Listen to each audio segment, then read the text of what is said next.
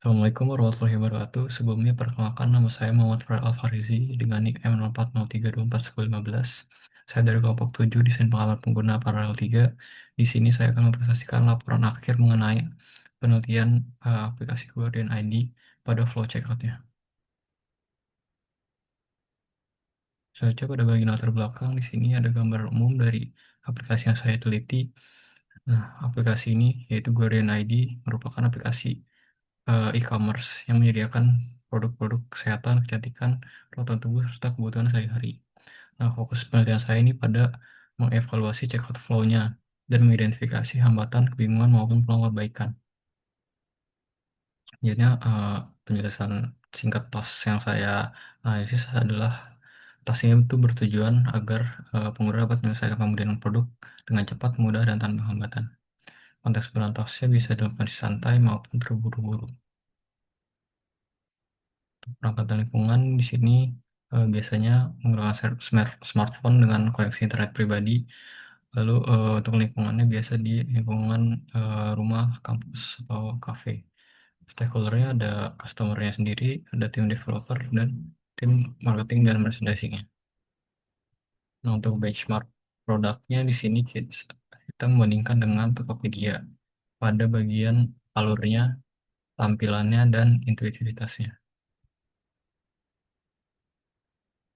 Nah, untuk persona user yang biasa menggunakan ini adalah seorang mahasiswa yang terbiasa berbelanja di e-commerce seperti Shopee dan Tokopedia untuk membeli kebutuhan sehari-hari. Nah, terus dia mengutamakan proses checkout yang cepat, jelas, dan tidak membingungkan karena sudah sering menggunakan aplikasi e-commerce. Tujuan utamanya yaitu menyelesaikan proses checkout eh, hingga pembayaran dengan cepat, mudah, dan aman hingga berhasil. Tujuan pendukungnya yaitu memastikan detail pesanan sudah benar, memilih metode pembayaran sesuai, setelah mendapatkan informasi bahwa transaksi berhasil diproses. Seterusnya untuk usability goals yang saya prioritaskan, yaitu ada 3: ease of use, kemudahan dalam menggunakan. Ya. Lalu ada efisiensi, yaitu proses yang cepat dan jumlah langkah minimal sampai berhasil. Lalu ada satisfaction, di mana pengguna merasa nyaman, puas, dan tidak frustasi. Selanjutnya ada UX goal-nya. Saya memprioritaskan dua, yaitu trust, itu kepercayaan dan keyakinan pengguna pada saat melakukan task tersebut dan hingga selesai. Dan selanjutnya ada seamless experience, yaitu eh, bisa melakukan flow tanpa hambatan dan secara lancar, tanpa kebingungan. Nah, untuk masalah dan risikonya, sebelum masuk ke wawancara, di sini kita nge-point out masalahnya itu ada pada alur dan visibilitas, lalu kurangnya alur dan visibilitas fitur-fiturnya, lalu kurang intuitivitas pada flow-nya, lalu ada masalah pembatalan transaksi karena ragu. Nah, akibatnya pengguna akan menjadi tidak yakin dan drop off task tersebut. Selanjutnya ada masuk ke user research. Pertama, metode penelitian yang saya gunakan adalah wawancara semi terstruktur dengan pertanyaan terbuka atau open-ended setelah user selesai melakukan seluruh alur proses checkout. Nah, untuk metode usability testingnya, pengguna saya minta untuk menyelesaikan task tersebut hingga pembayaran berhasil secara mandiri, dan saya amati perilaku waktu penyelesaian serta titik-titik di mana mereka mengalami kebingungan. Nah, di sini ada 3 partisipannya, yaitu tiga-tiganya adalah seorang mahasiswa yang sudah sering menggunakan aplikasi eh, e-commerce, namun belum pernah menggunakan Guardian ID sebelumnya. Nah, dari hasil wawancara, saya mendapatkan empathy map dari tiap partisipan. Partisipan yang pertama ini intinya ada problem di bagian eh, mengecek ulang alamat pengiriman dan pada menunggu konfirmasi transaksi berhasil. Selanjutnya, empati untuk partisipan kedua, di sini problem terletak pada kesulitan menemukan fitur seperti voucher dan membutuhkan waktu untuk memahami alur yang berbeda dari aplikasi e-commerce lain. Selanjutnya untuk empathy map yang ketiga, di sini problem ada pada menemukan fitur voucher dan memahami penempatan alamat pengiriman, dan belum familiar juga dengan platform ini. Nah, dari selanjutnya ada kita dapat customer journey map. Sini titik kegagalan terbesar pada menekan untuk yang pertama yaitu persiapan pertama, kegagalan terbesar pada saat menekan tombol bayar tapi belum langsung ada transaksi berhasil atau tidak. Di sini problem pada saat mengecek status pembayaran ketika sudah berhasil membayar. Karena selanjutnya beban kognitif tertinggi ada pada saat mengecek alamat pengiriman dan total harga pesanan. Lalu saja pada titik emosi negatif tertinggi pada saat membandingkan flow-nya dengan aplikasi pada umumnya. Selanjutnya untuk partisipan kedua ada customer journey map juga. Di sini titik kegagalan terbesarnya pada saat memahami urutan proses checkout. Lalu beban kognitif tertinggi pada saat memilih metode pengiriman. Nah, terus titik emosi negatif tertingginya pada saat eh, memahami angka checkoutnya. Selanjutnya untuk partisipan ketiga, di sini titik kegagalan terbesar pada saat mencari fitur voucher yang letaknya kurang jelas. Lalu titik beban kognitif tertingginya pada saat mencari dan memahami cara menggunakan vouchernya. Lalu titik emosi negatif tertinggi pada saat eh, menemukan fitur voucher dan memahami proses checkoutnya. Nah, berikut ada tabel sintetis temuan dari wawancara yang saya lakukan. Di sini kita menemukan yang pertama, 2 dari 3 partisipan mengalami kebingungan pada urutan proses checkoutnya. Lalu yang kedua ada 2 dari 3 partisipan merasa belum yakin kalau transaksinya berhasil sampai dapat eh, email konfirmasi atau mengecek ke halaman pesanan. Lalu yang ketiga ada fitur voucher yang sudah ditemukan. Yang keempat ada 2 dari 3 partisipan mengecek kembali alamat pengiriman dan detail pesanan sebelum bayar. Lalu yang kelima ada eh, 2 dari 3 partisipan membandingkan Guarin ID ini dengan e-commerce lain. Dan untuk temuan yang keenam ada informasi harga mudah dipahami. Jadi sudah cukup mudah dipahami di bagian informasi harga. Nah, selanjutnya di bagian analisis lebih lanjut, di sini kita mendapatkan user persona map gabungan dari 3 partisipan yang sebelumnya saya wawancara. Di sini kita mendapatkan seorang mahasiswa sekitar umur 20 tahun yang sering belanja online melalui smartphone yang mengutamakan kejelasan alur proses checkout. Lalu influence-nya ada promo atau diskon, rekomendasi teman, dan kemudahan metode pembayaran. Lalu untuk trennya, eh, mahasiswa semakin terbiasa melakukan belanja online untuk memenuhi kebutuhan sehari-hari.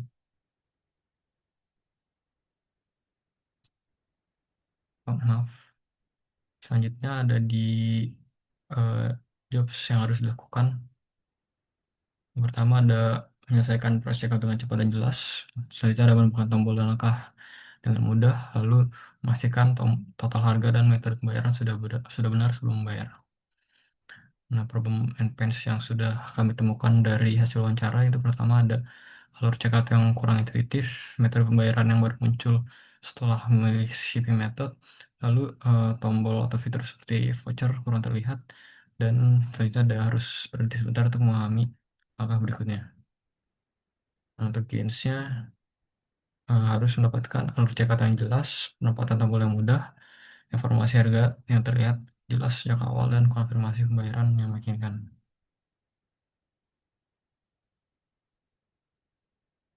Nah, ini untuk point of view-nya.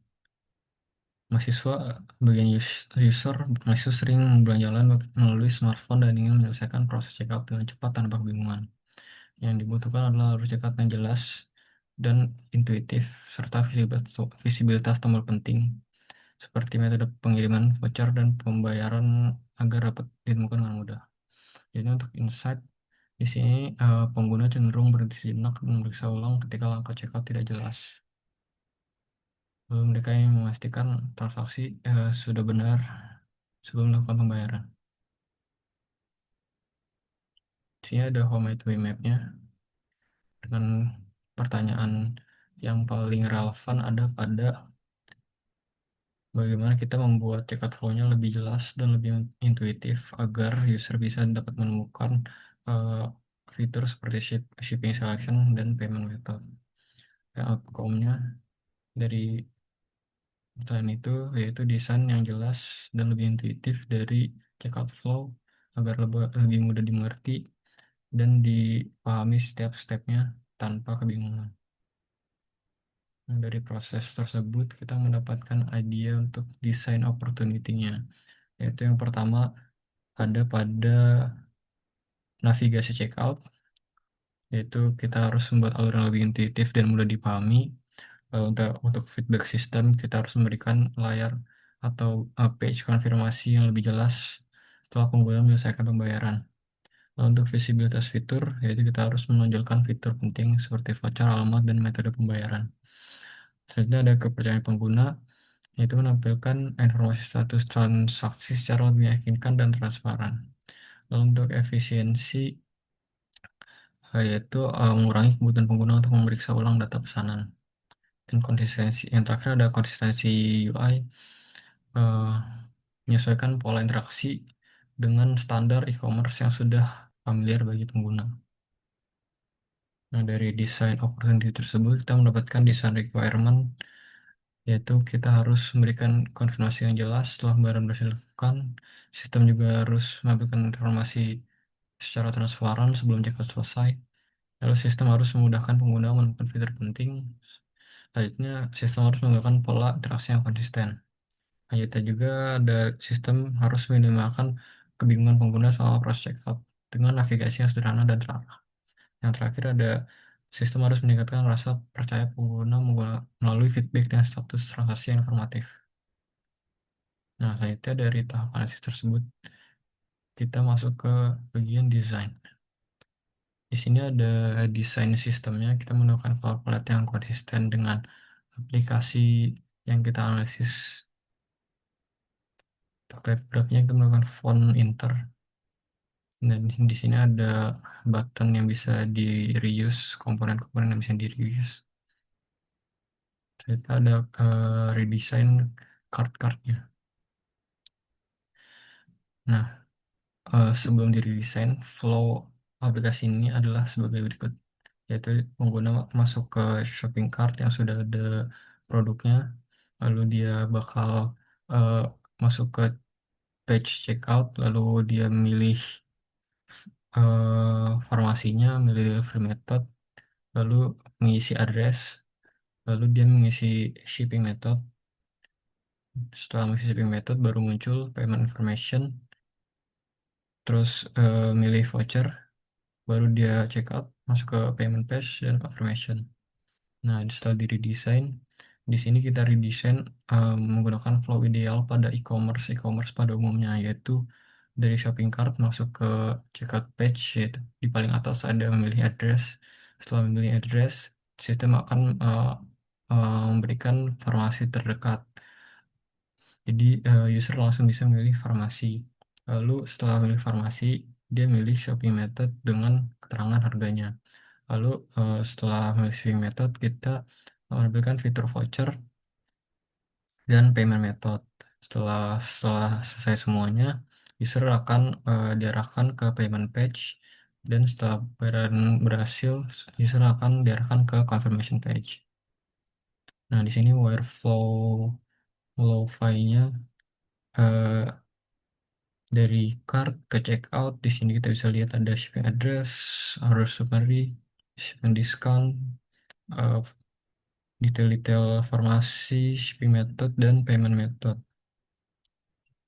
Lalu user bisa milih voucher yang di redesign dari sebelumnya.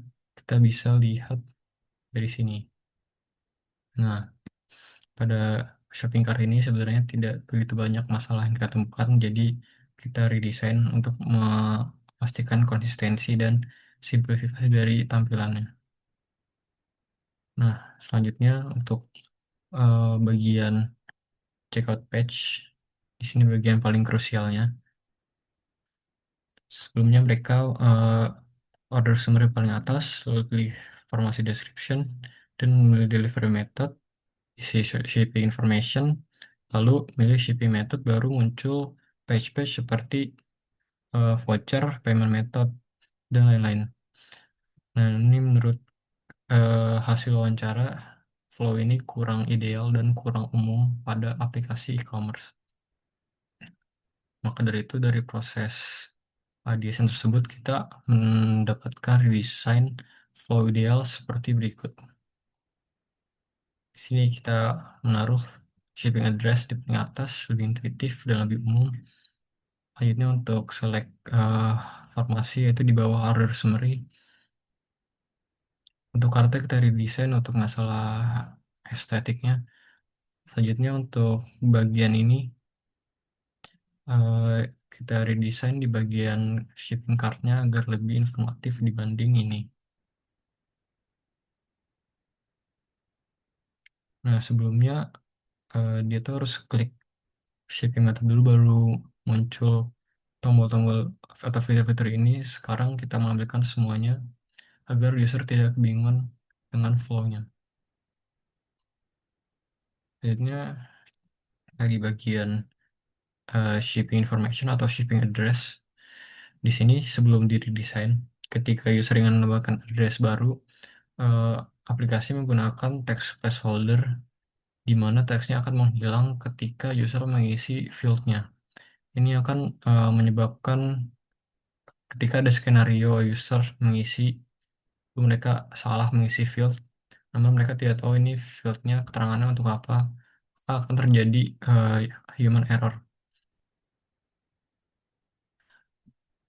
Nah, kita memprevent itu dengan menggunakan keterangan di luar fieldnya, namun juga melengkapi fieldnya dengan placeholder juga.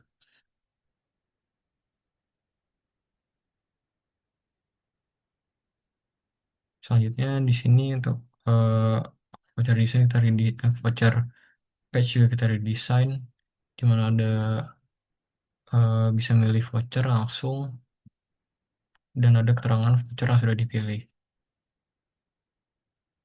Nah, di sini pada halaman pembayaran di sini cukup krusial juga karena user akan membutuhkan konsistensi dan trust yang tinggi, makanya kita eh, meredesain ini agar konsisten dengan style desain sistem kami, agar user lebih yakin karena tampilan yang lebih profesional dan konsisten. Selanjutnya ini ada additional desainnya,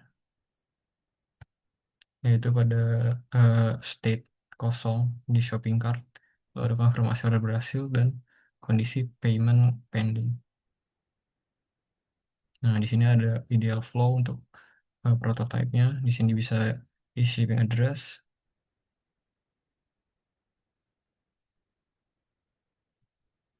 bisa interaksi dengan button-buttonnya. Di sini kita bisa milih farmasi, bisa milih shipping method, lalu masuk ke page voucher, pilih voucher, dan ada keterangan vouchernya. Lalu bisa mengganti payment method, masuk ke checkout, lalu setelah pembayaran berhasil, kita bisa ngecek status.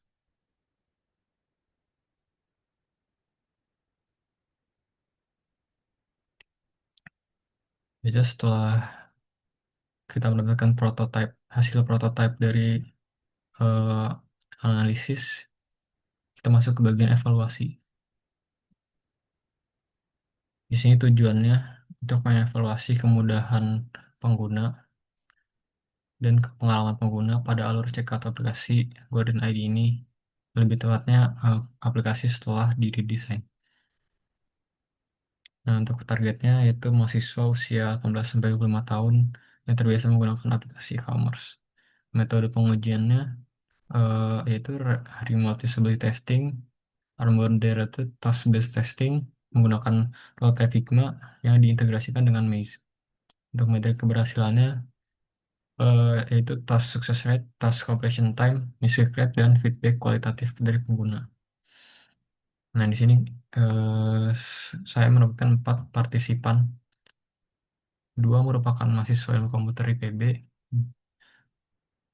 yang satu dari Univ Bina Sarana Informatika, satu lagi dari IPB jurusan kimia. Nah, langsung masuk ke hasil miss-nya.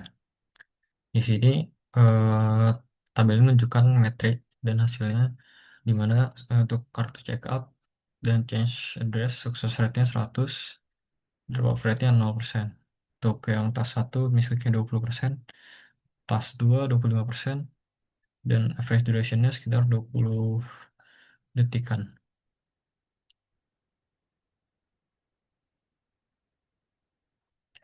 Saya untuk checkout flow di sini eh, tetap success rate-nya 100% dan drop-nya 0%. Misclick misclick rate-nya cukup tinggi karena pengguna mengeksplorasi komponen-komponen interaktif pada prototype. Untuk duration-nya 35 detik. Selanjutnya untuk cek status pesanan, success rate 100%, drop off rate 0%, dan misclick rate 33%. Nah, di sini seluruh partisipan berhasil menemukan halaman status pesanan.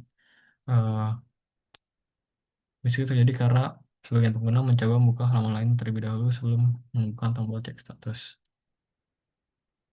Saja untuk rekapitulasinya, itu dari 4 total partisipan, task success rate-nya sebanyak 100%, drop off rate-nya 0%, tasnya 4 dari 4 berhasil diselesaikan, rata-ratanya 25 detik, lalu interpretasinya sangat baik untuk bagian navigasi. Nah, masuk ke bagian feedback kualitatif. Di sini eh, hasil dari pertanyaan-pertanyaan dengan skala, yaitu kemudahan proses checkout-nya 5/5, keyakinan pembayaran berhasil diproses juga sangat baik 5/5, kejelasan data checkout juga sangat baik 4,8/5, lalu kepuasan keseluruhan sampai juga 5/5. Nah, temuan kualitatif dari 4 partisipan ini ada dua komentar, yaitu yang pertama memvalidasi kalau tasnya gampang, lalu yang kedua ada sedikit evaluasi di bagian address pada konsistensi bahasanya. Nah, ringkasannya dari kemudahan, kejelasan, kepercayaan sistem, kepuasan pengguna di sini sudah sangat baik, dan area perbaikannya ada pada inkonsistensi bahasa pada form alamat yang menimbulkan sedikit kebingungan. Nah, dari hasil evaluasi tersebut kita mendapatkan insight utama, yaitu pencapaian usability goals. Yang pertama ada ease of use. Di sini berhasil dicapai karena seluruh peserta mampu menyelesaikan task dengan tingkat keberhasilan 100%. Efisiensi berhasil dicapai karena pengguna menyelesaikan seluruh task dalam waktu yang relatif singkat tanpa daya drop off. Satisfaction ditunjukkan oleh kepuasan pengguna skala 5/5. Lalu untuk pencapaian UX goals-nya, trust berhasil dicapai dari hasil feedback untuk keyakinan sebesar 5/5. Selanjutnya untuk seamless experience, di sini karena pengguna berhasil menyelesaikan semua alur tanpa drop off dan tanpa hambatan signifikan, maka UX goal ini tercapai. Selanjutnya ada kesimpulan dari hasil ini. Setelah proses redesign ini, kita mendapatkan kesimpulan bahwa desain yang diusulkan atau prototipe itu berhasil memenuhi tujuan utama penelitian, yaitu membantu pengguna menyelesaikan proses checkout dan pembayaran dengan mudah, efisien, dan aman. Seluruh usability goals, ease of use, efficiency satisfaction, dan UX goals, trust, dan seamless experience berhasil tercapai. Didukung oleh tingkat kepuasan dan keyakinan pengguna terhadap proses checkout dengan rata-rata skor 5/5. Sehingga solusi desain yang dikembangkan mampu memberikan pengalaman checkout yang lebih baik bagi pengguna. Nah, jika proyek ini dilanjutkan, saya akan menyempurnakan fitur-fitur komponen, lalu menguji skenario-skenario yang dapat dilakukan pengguna, hingga bisa dikembangkan menjadi aplikasi sejenis. Berikutnya ada lampiran. Berikutnya ada dokumentasi mesh testing. Di sini untuk task kartu checkout. Selanjutnya ada mengganti address. Selanjutnya ada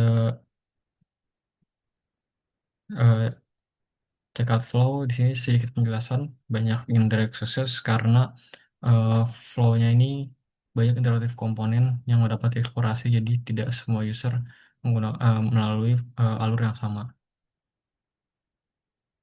Selanjutnya ini ada bagian cek status. Selanjutnya ada dokumentasi forum feedback. Ada 4 responden. Kemudian ini ada pertanyaan pertama dan pertanyaan kedua. Selanjutnya ada pertanyaan kualitatif ketiga dan pertanyaan keempat. Di sini ada eh, pertanyaan tentang kepuasannya. Sekian presentasi laporan akhir dari saya. Kurang lebihnya mohon maaf. Wassalamualaikum warahmatullahi wabarakatuh.